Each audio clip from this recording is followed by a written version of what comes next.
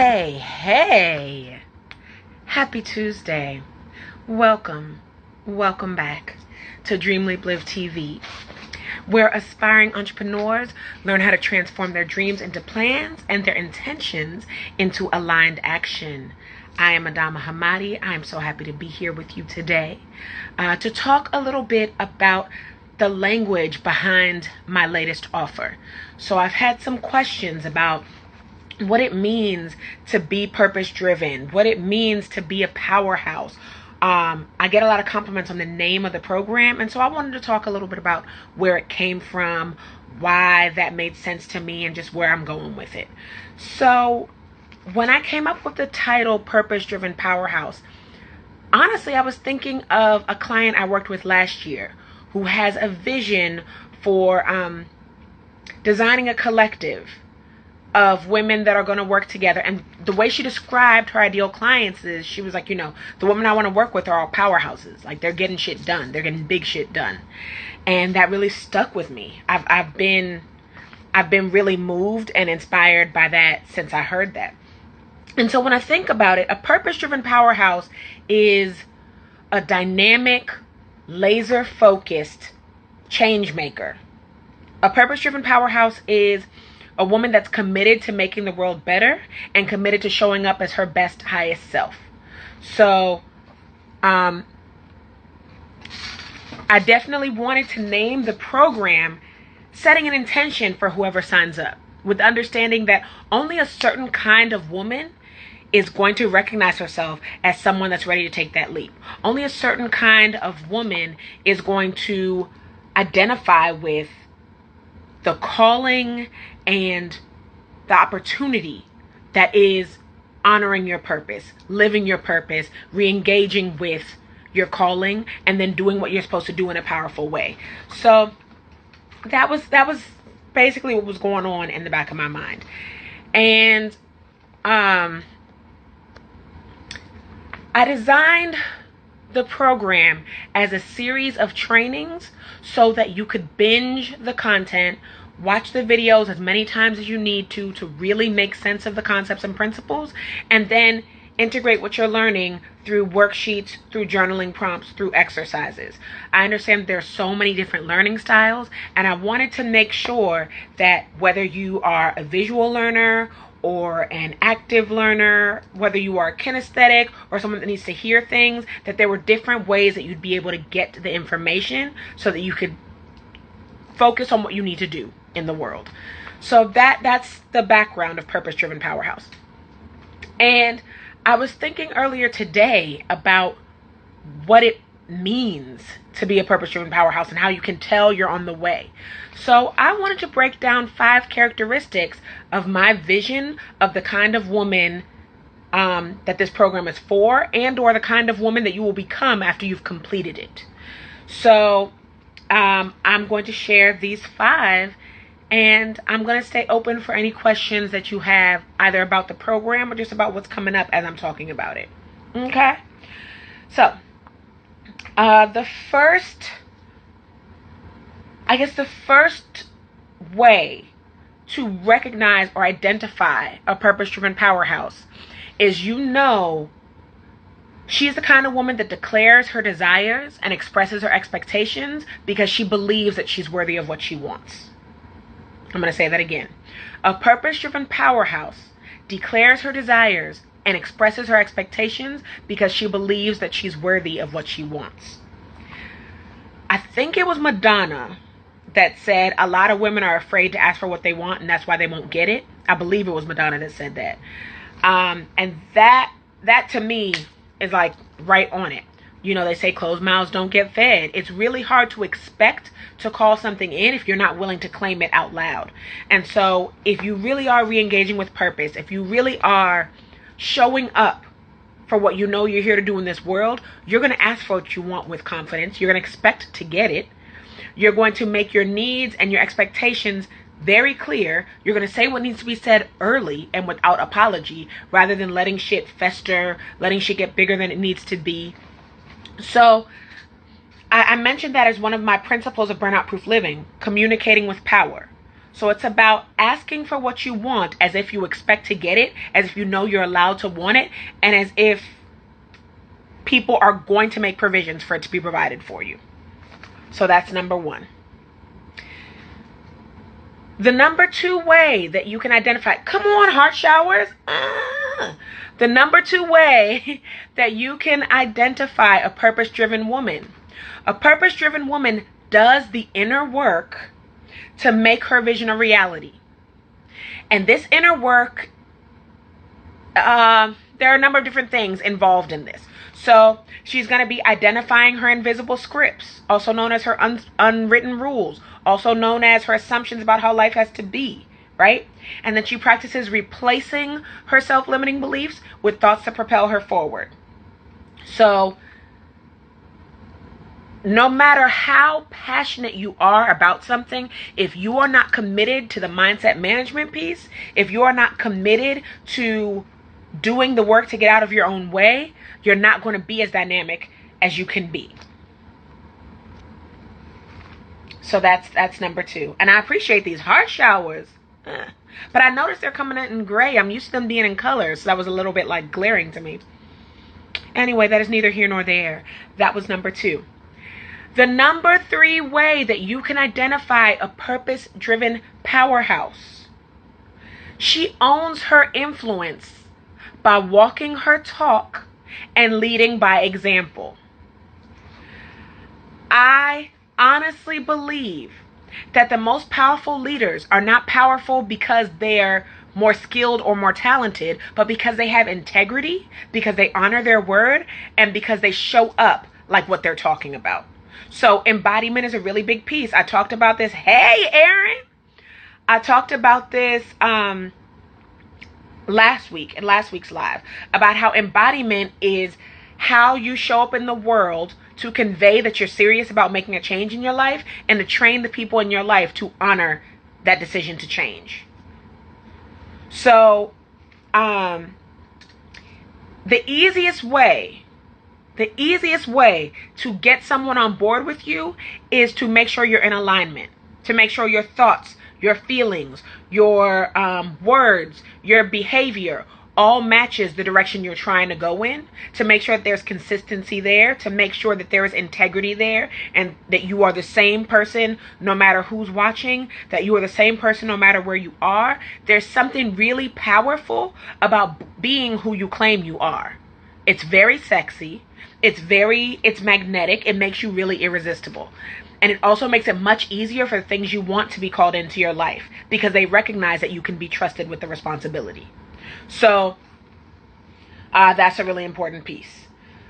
When I talk about owning your influence, I also think it's important to note a lot of women treat power as a dirty word. They think that it is scary to be in leadership positions. They think that they can either be successful in leadership or they can have successful relationships. And so when they are tasked with leading people, when they are tasked with doing big things, they shrink because they think that keeps them safe. But a purpose-driven powerhouse is going to own her influence. She's going to own her power, and she's going to step in confidently and fully and unapologetically, understanding that everybody's not going to be able to get with it, but she gives them permission to get right or get left. And she gives people permission to say whatever they need to say about her so she can get things done. So that's number three. I'm going to take a sip of water. If you are ready for the fourth indication that you may be a purpose-driven powerhouse, I want you to go ahead and type in 4, but I'm going to drink this water.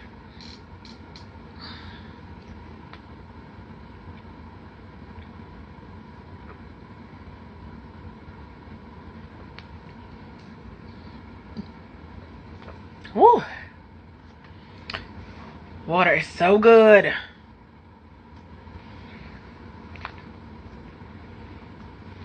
Oh, I see. I see you. Number 4. Okay. Indication number 4 that you are or on track to becoming a purpose-driven powerhouse. You follow your path with courage and confidence and give yourself permission to course correct.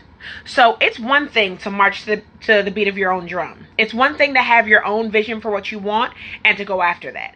It is a whole other thing, and a really powerful thing, to give yourself permission to course correct as needed. I work with a lot of recovering perfectionists. I work with a lot of overthinkers that think it's not safe to take the first step until they've taken all the steps, or until they know all the steps, rather. So I work with a lot of women that say, if I don't know exactly how this is going to pan out, I'm not going to try. And it's because they are practicing the thought that it's unsafe to make mistakes. And a purpose-driven powerhouse leads with the understanding that she always gets what she wants or better, that her success is inevitable, that she's going to figure shit out regardless, and that she has permission to be flexible about her methods as long as she gets what she wants. So when you know there's no mistake so big you can't bounce back, you give yourself permission to take imperfect action. You give yourself permission to step out there and to try new things because you know that what you want is coming. And you're willing to be flexible. You don't hold so tightly to one way that things can happen. And you allow for unexpected plot twists. And you allow for miracles. And you allow for things to rearrange in your favor because you're staying open. That is something that it takes a lot of inner work. It takes a lot of personal power and permission. But you are absolutely unstoppable when you decide there's no mistake so big you can't bounce back. And you can only decide that if you believe you have permission to make mistakes and to course correct. No failure is final. No failure is permanent, right? So that's number 4. And number 5, the 5th way that you can identify a purpose-driven powerhouse. She focuses on managing her energy and trusts other people to manage their energy. I'm going to break this down. I have learned the hard way, even though, I'm done learning lessons the hard way. I'm now only open to learning lessons with ease and grace, right? But back in the day when I used to have to get bonked upside the head to figure something out, the lesson that I learned, one of many lessons that I learned, was that you can either manage your energy or manage everyone else's energy, but you cannot successfully manage both. And that means that if you are coming from the place I was coming from, the place of people pleasing, the place of seeking approval and needing other people's validation, if you genuinely feel that you are fed by other people's approval of your actions, then you're going to deplete and drain a lot of your energy and take up a lot of mental real estate trying to please other people. If, however, you decide that what you want is most important, and if you give other people permission to feel however they feel about your decisions, it's going to save you a lot of stress. I cannot emphasize enough how much freer I feel knowing that I belong to me, knowing that other people don't have to get what I'm doing in order for me to do it, knowing that it's okay that people don't like what I'm trying to do. My audacity, my boldness, my tenacity is really going to bump up against other people's insecurities. But other people's insecurities are not my problem. They're not my fault. They're not my problem. They're not my responsibility. I am doing the work to manage my energy so I can show up for the work I'm here to do. You said your messages are always on time. Come on, girl. I do what I can, boo. I do what I can. And I'm very glad it's on time for you. I do what I can to manage my energy so I can show up for the shit that matters to me. And then I trust that because I'm dealing with adults, that they are high functioning enough to figure out what they need to do to manage their energy. It's not my job to manage your experience of me. It is not my job to make you comfortable with how I show up. It is not my job to be palatable to you. My responsibility is to get clear on what I want, to understand why I want it, to be willing to do the work to create it. Period. And if you like it, lucky for you. Because if you didn't, I was going to do it anyway. That has to be the type of energy that you are showing up with if you want to live your purpose. That has to be the energy you're showing up with if you want to make the change that you are here to make. If you want to own and implement the uniquely valuable contribution that you are here to make in the world, you have to be willing to let people not like or understand what you're up to. Because the vision is for you, not for them. The goals are for you, not for them. And if you find that there's a goal that has been in the back of your mind, but you simply cannot focus on it, chances are you're still doing that goal for them and not for you.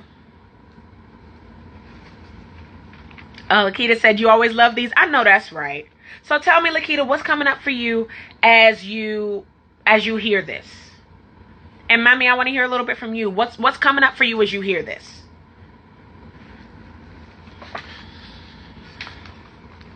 I'm so glad the messages are on time. I'm so glad that you love this, but I want to make sure that we're not just collecting information and doing nothing with it. What's going to shift in your life now that you've heard this? What's landing for you? How are you going to show up differently as a result of what you're learning?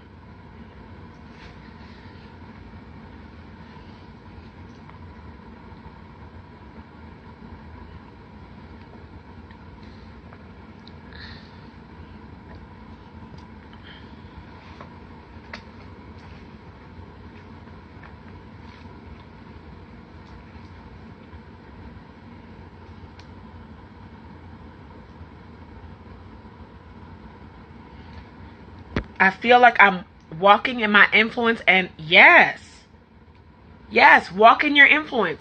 Influence only feels scary if you think it's your responsibility to please everybody. But if you know that your purpose is more important than your popularity, you can show up powerfully and get things done. I'm so glad this is confirmation. I'm so glad this is confirmation for you. It can feel scary as hell to own your power, but it will feel uneasy and off if you don't own it. So why not practice paying attention to the patterns, paying attention to the signs, paying attention to what's coming up for you, right? It's a waste of everybody's time to not honor the gifts you've been given. Yes, I'm not everybody's cup of tea, but I'm somebody's shot of bourbon, bitch. And they are going to get their lives and live. Right? We're not here to please everybody. We're here to honor and serve the people that we are really here for. We're here to be our fullest selves and give other people space and permission to be themselves. But that's not going to happen if we're bending and molding and contorting to try and honor everybody. It's simply not going to work. It's simply not going to work.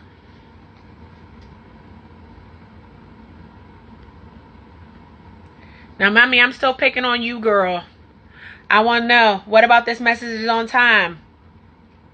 Let me know.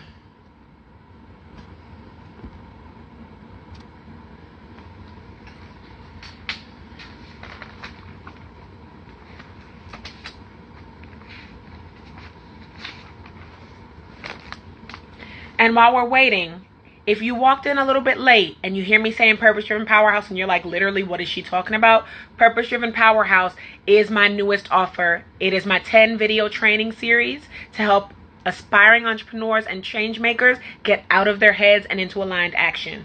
So if you have been sitting on an idea for months and you have no idea how to move forward, Purpose-Driven Powerhouse is going to be a wonderful next step for you. It is my way for you to binge the content, to listen to things as many times as you need to get it in your head, and then move forward at your own pace. And it is a great option for you if you've been thinking about working with me, but you don't feel ready to invest in a long-term one-on-one situation just yet. It's a great stepping stone to working with me.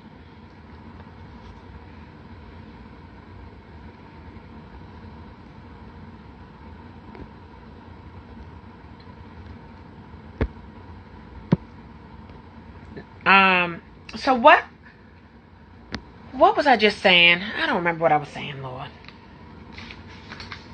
Basically, Purpose-Driven Powerhouse. It's a breakdown of like a state of being.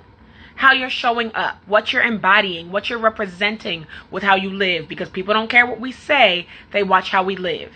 And a purpose-driven powerhouse lives in a way that you can't ignore. She shows up in a way that makes her truly magnetic and radiant and irresistible, because she's showing up as herself unapologetically, and because she's focusing on what she wants more than what she's afraid of.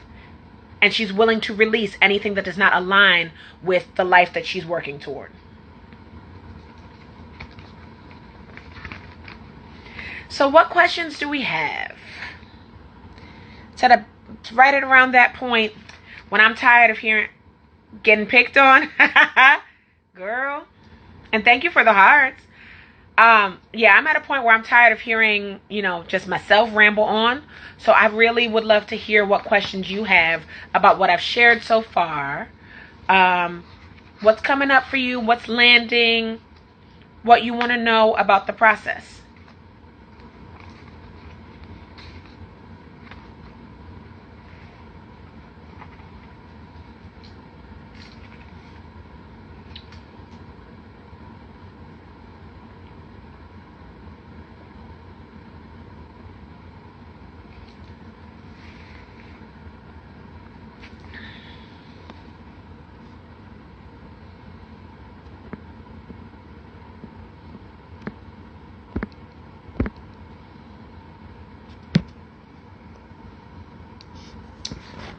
And mommy, I only picked on you because you happened to message that this was right on time.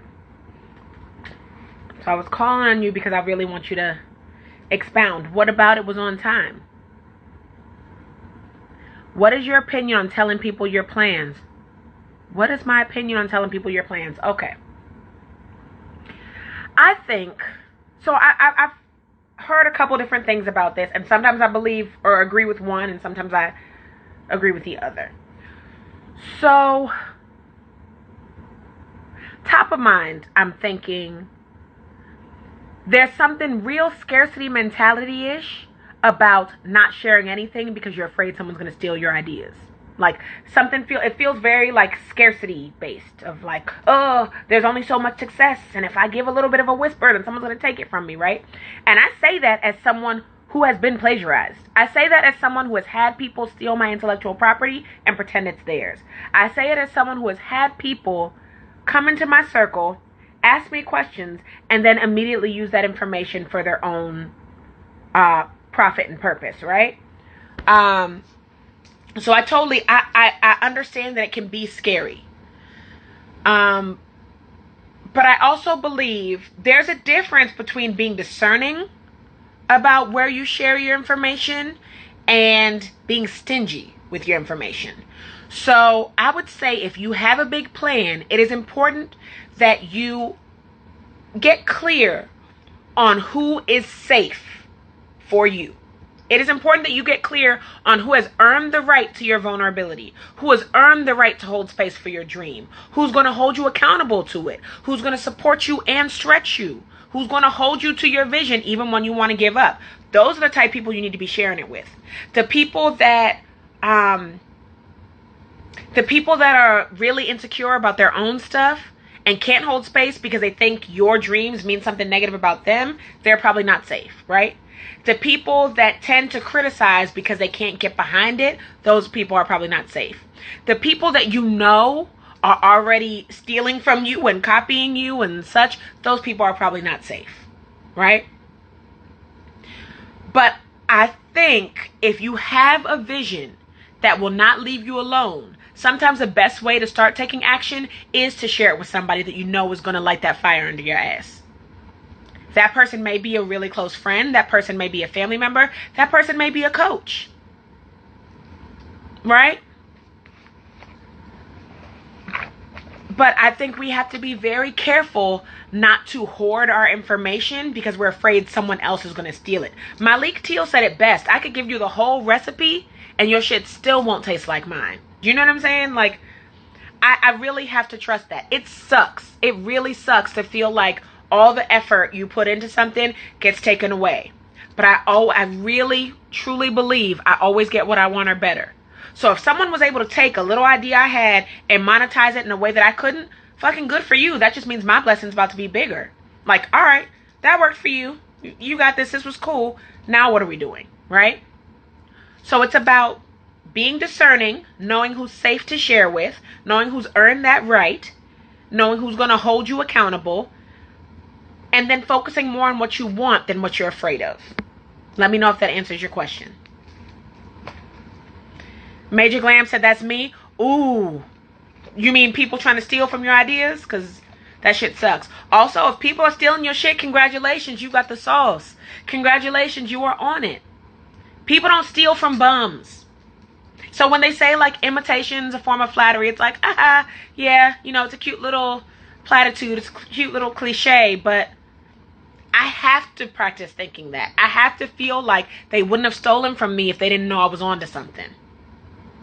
And if I can keep up that same momentum, I'll come up with something even better. Yeah, keeping your ideas to yourself. Yeah. Knowing if they have good energy and intentions for you as well. Absolutely. That's where the discernment comes in. There are people that talk a really good game. There are people that talk a really good game. And you have to know the difference between people talking a good game and people being about something. That's where the discernment comes in.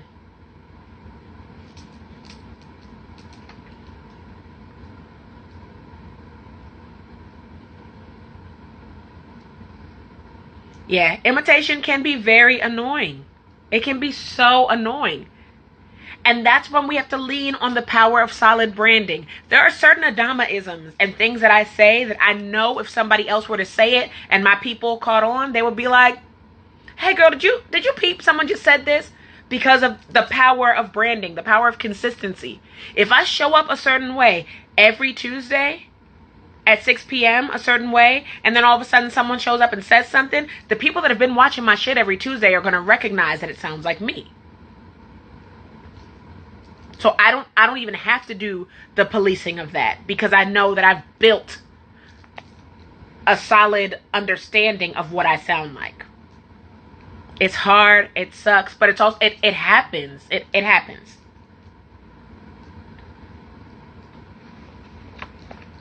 It's also really important to get like a trademark attorney, which is something I need to be looking into.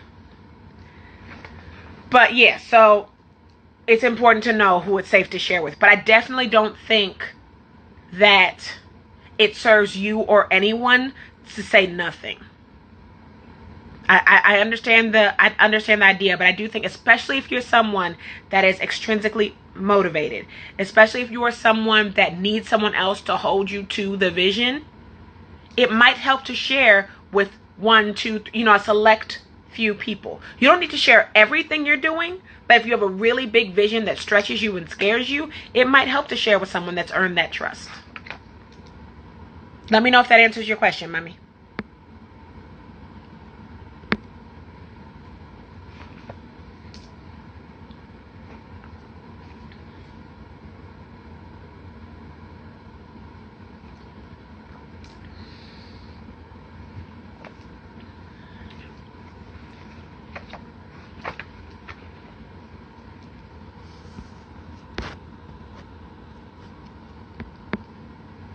Yes. Okay.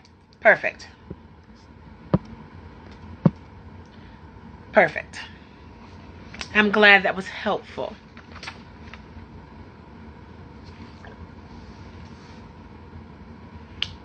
Woo.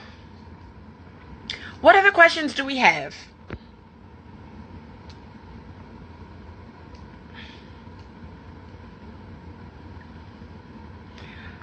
Oh shit, speaking of a trademark attorney, hey, hello and welcome. I may be reaching out to you in a little bit. You see how powerful manifestation is? I was just talking about attorneys, and then an attorney joins in. I'm a powerful manifester. What can I say? What can I say?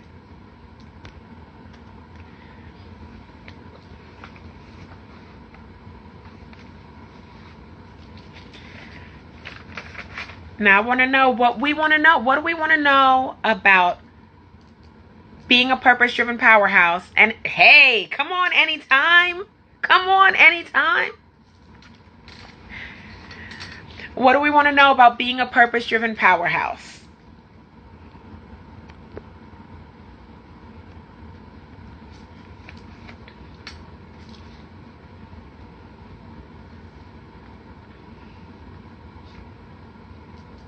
My back is starting to hurt, so I'm feeling like if we don't get any questions soon, I may need to go ahead and log off and honor this feeling that I'm getting.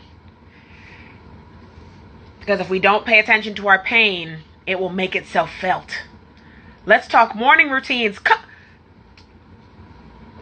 on with the questions. I absolutely have a morning routine. Before I share it, I do want to make clear that the power of routine is less in the actual pieces in the routine and more in you understanding that you're carving out time for yourself.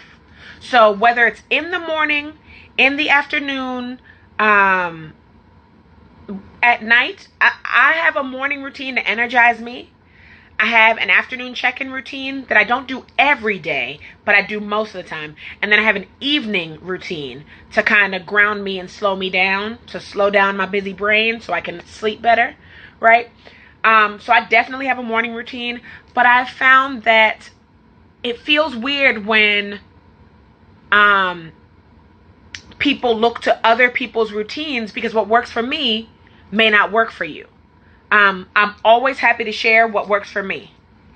Yes, I'm always happy to share what works for me, with the caveat that just because it works for me does not mean it's going to be the solution for you.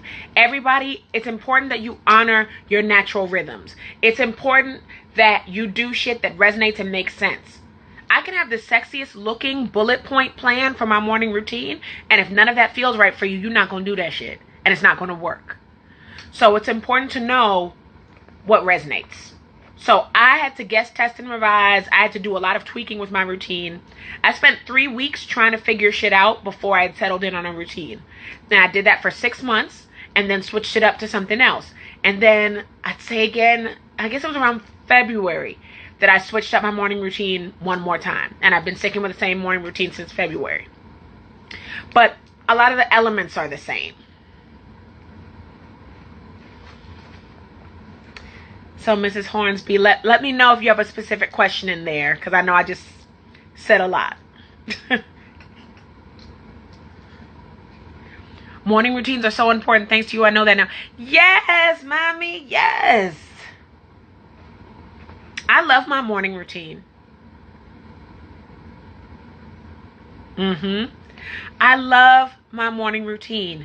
It is one of my favorite ways to take back control of my time, to feel like I'm deciding how my day goes instead of defaulting into the day, instead of, letting my day happen to me or letting life happen to me. I decide how I'm going to show up in my life. I set the tone for my day. I set an intention for my day. There's so many different things that can be helpful. So I'm going to share mine. So for the last few months, since February, first thing when I wake up, I do a gratitude blitz. So I give thanks for 10 things that are going well, that are on their way, or just 10 things that I really appreciate that I know other people may not have access to, right? That's the very first thing I do. I will not greet my husband or my child in the morning until at the very least I've done the gratitude blitz. After the gratitude blitz, I do my affirmations.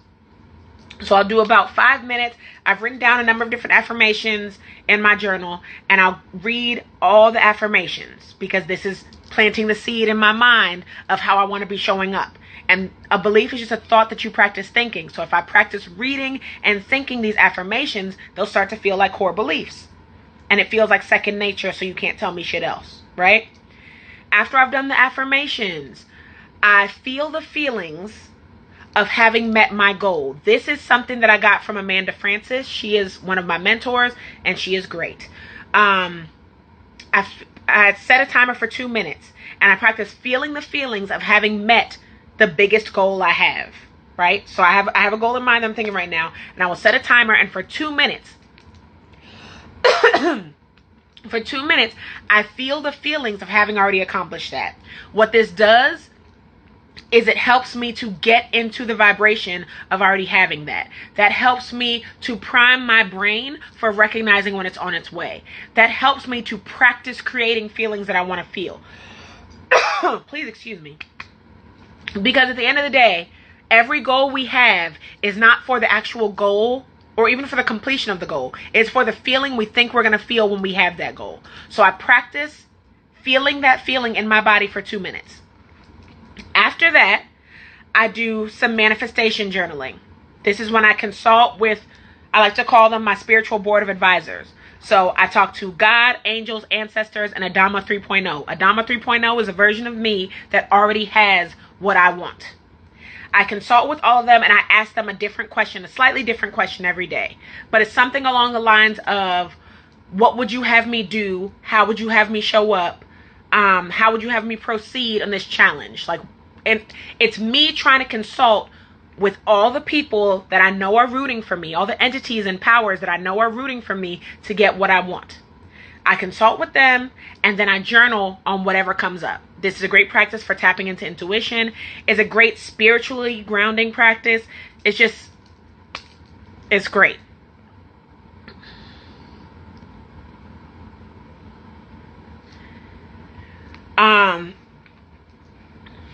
So I do that. After I've done that, after I've done the journaling, then I write out my desires. My desires for the day. I set a timer for 5 minutes. What are my desires for the day? And then I set an intention for the day. And something from either the manifestation journaling, the desires, or the intention is going to give me an idea about an action I can take. This is the practice in taking inspired action. That action that I take is going to be what gives me momentum for the rest of the day. That's the action that I take before I start anything work related. I'm going to take that one action. So if in the manifestation journaling, I received the download to reach out to a client that I worked with 2 years ago. It doesn't have to make sense to me that I would reach out to her. It doesn't have to make sense to me because I'm like, why would I reach out to her? I haven't talked to her in 2 years, right? But because I got that download and because I want to practice acting on what I hear immediately, I reach out to that person. And once I've done that, I feel like, oh, well, that could have been scary. That could have been big, but I did it. I made it. Tone has been set for the day.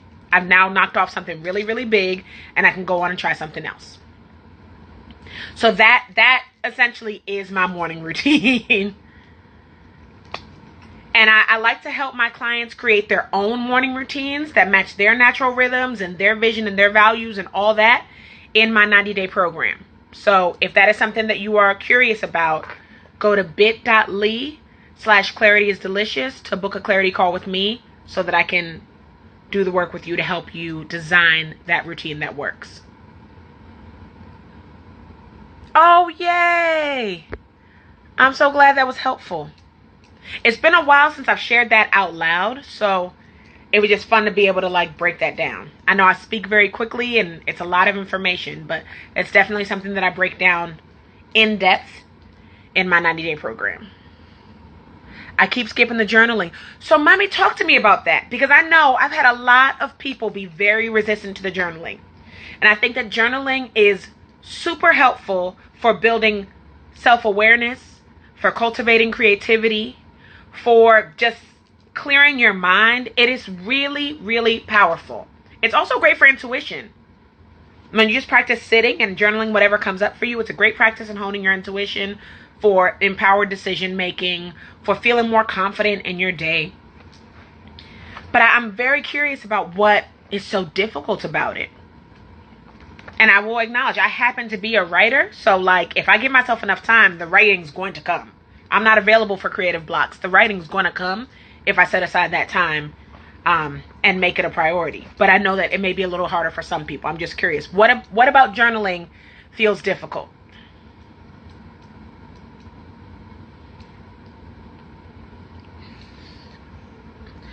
I'm not used to doing it in the morning, only if oh, okay. So you use journaling differently than I do. There are definitely different ways to journal. Some people journal just so they don't have to think the thoughts they're thinking anymore. Some people journal through their difficult thoughts and feelings, which is something I teach my clients in my 90-day program. Some people journal only to prepare for the day. Some people journal only to clear away the day at the end of the night. I happen to be a writer, so I journal whenever it comes to me, but I definitely need to journal in the morning and at night.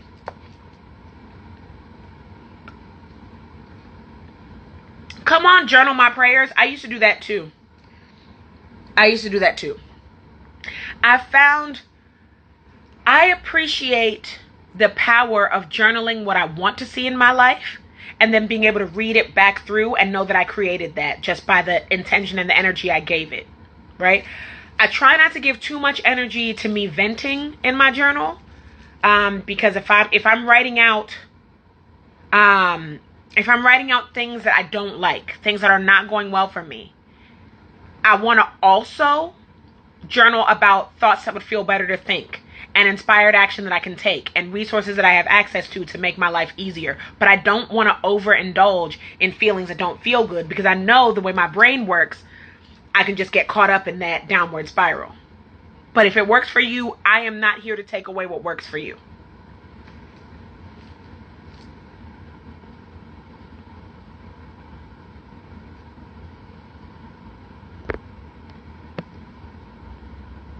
But yes, Mrs. Hornsby, journaling prayers can be a powerful thing.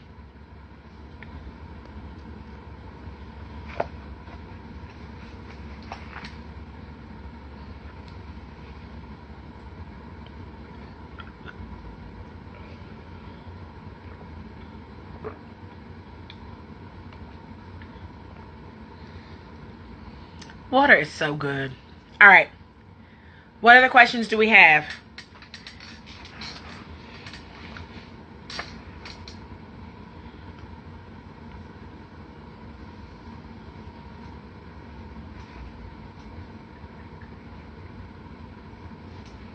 And I appreciate this engagement. I'm here for the back and forth.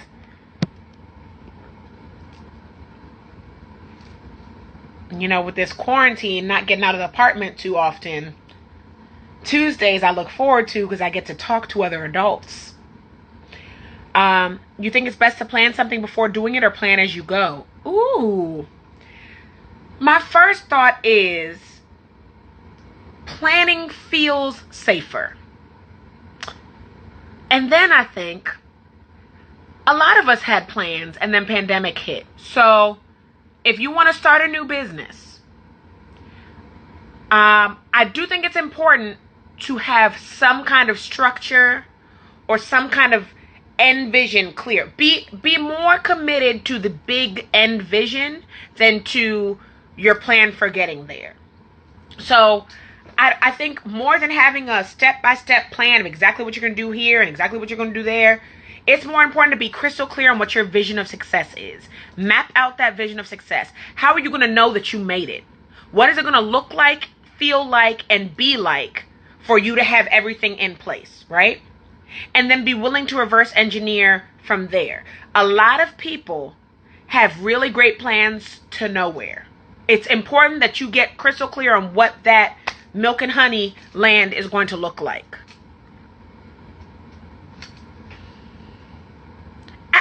Come on, Mrs. Hornsby. And I definitely said, yeah, I definitely said, you know, planning can feel safe. Hey, Imani, planning can feel safe. If you have a history of things not going the way you want them to, it can feel like you're in control when you write out a really good plan. But some of the best plans in the world don't matter when things get in the way. So be willing to course correct. Come up with a plan, but be willing to let it go if something else needs to happen. Come up with a plan, but be more committed to the end vision than to all the steps. Be led by your intuition, not by your insecurities. Right? Be led by what you want and not what you're afraid of losing. So have your plan, but also keep in mind that our need to control everything is what makes us feel out of control. So be willing to let a little bit of that go as long as you are committed to the big vision. Thank you for the heart showers. I appreciate that. Yes. Yes, yes, yes. So like, I'm a big fan when I'm working with clients that are transitioning out of a 9-to-5 into their own entrepreneurial ventures. I'm a big fan of doing exit planning with them. But I also need them to understand that there is a huge chance that that exit plan does not go exactly as you wrote down. If you're not willing to course correct, if you're not willing to have it look a little bit different, then maybe you're not ready for the end goal. But also think about what you want your end goal to be. What do you want more than anything? Why is that important to you? How are you going to know that you've gotten it? And then you can work backwards from there. Being willing to let go of the how. Being willing to let go of exactly what steps need to be taken. Because it may be packaged very differently, and we don't get to micromanage our manifestation. We either believe we're calling it in or we don't. And if we believe it, we don't get to control every single step. We just focus on what we want most.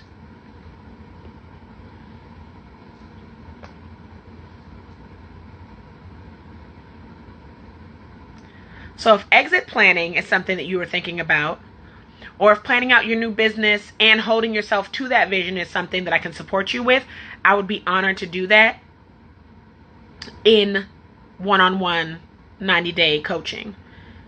Purpose-Driven Powerhouse is really great if you already have a plan and need to get out of your own head. If you don't have a plan yet and want someone to hold you to whatever plan you create, private coaching would probably be the best solution.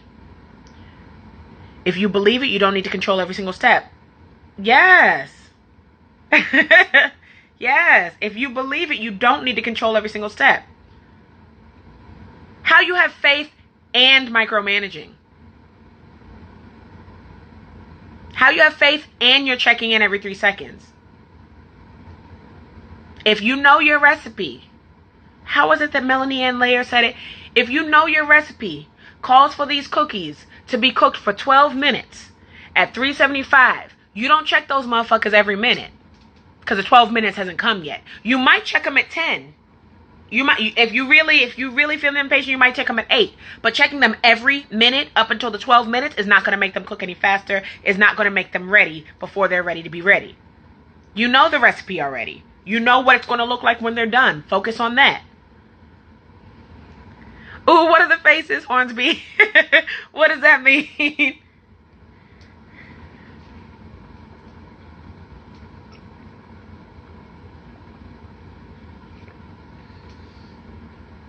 Sometimes we got to treat this manifestation game like set it and forget it.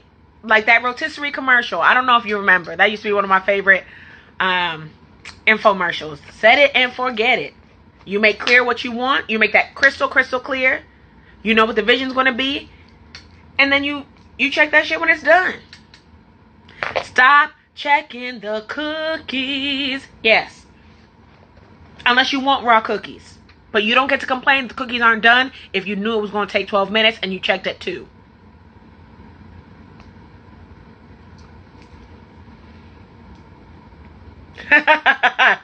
Ooh. Yes. I could make that a shirt. Somebody screenshot that. Hold on.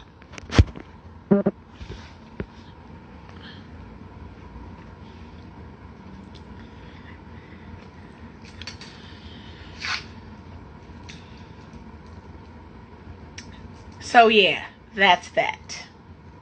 And let me say, I don't mean to say this like I figured it all out and I'm on the other side and it's all perfect, because I am peak Virgo through and through. And I like to know exactly how shit is going to happen. And it has caused me all of the anxiety. It has caused me all of the stress, all of the burnout, all the depletion. I had to decide I'm no longer available for burnout. And what that means is if I make a decision, I have to trust that shit's coming, because I know the quality of the work that I put out.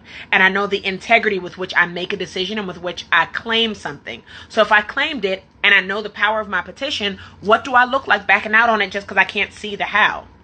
I'm co-creating with God, right? So I have to do my part and delegate other things to God and whatever other team is going to support me. But I also have to trust them to do their job. I don't get to check in. I'm not here to make this any harder than it needs to be.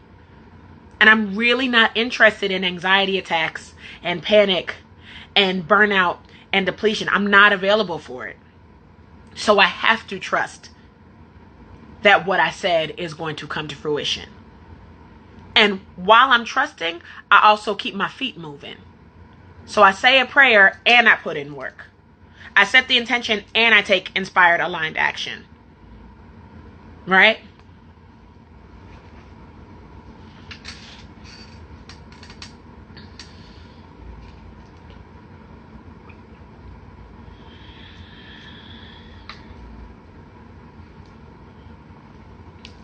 We got about 10 minutes. I didn't even think I was going to be on this long today.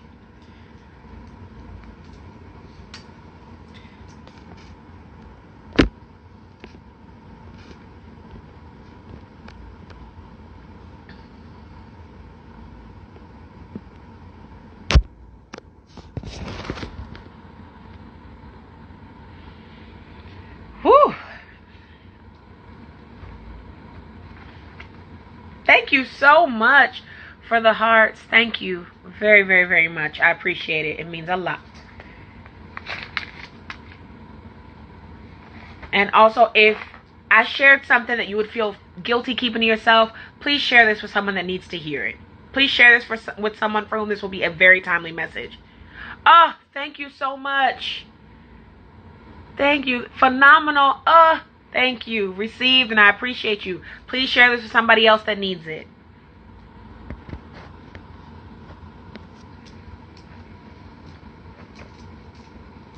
I'm here Tuesdays at 6 p.m., so I hope to see you next Tuesday.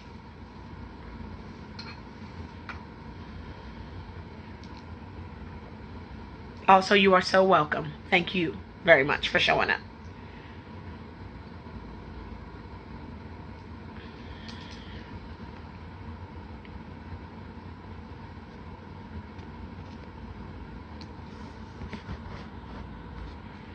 Are we all set with questions, my loves?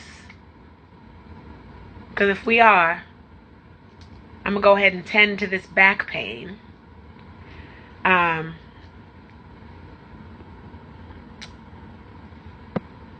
So if what I shared with you is really striking a chord and you want to take this work further, there are two ways we can do that. You can go to bit.ly/clarityisdelicious to talk about how we can work together long term in our 90-day program, or you can go ahead and enroll at bit.ly/Purpose-Driven Powerhouse to enroll in the training series so you can get a taste of this experience on your own terms at your own pace.